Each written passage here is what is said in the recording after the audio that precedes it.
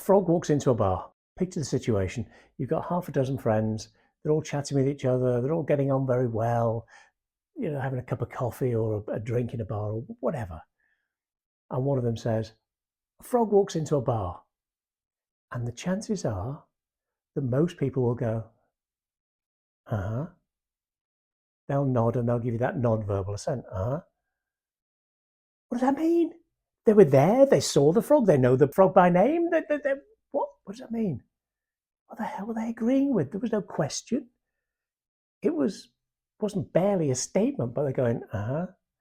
Now, what that actually means in non-verbal terms is, I've understood you, I've heard you, and you have my permission to continue.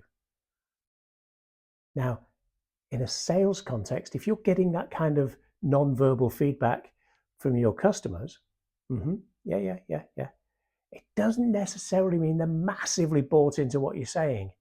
But what it does mean is that they're not disagreeing with you. They're not finding you disagreeable. They're not disagreeing with the points you're making or the proposition you're trying to lay out. That doesn't sound spectacular, but it's better than the alternative. I would rather have than yeah, I guess so. Wouldn't you? So if you're going into a casino and you could stack the odds a couple of percent in your favor, you'd take it and the casino wouldn't let you.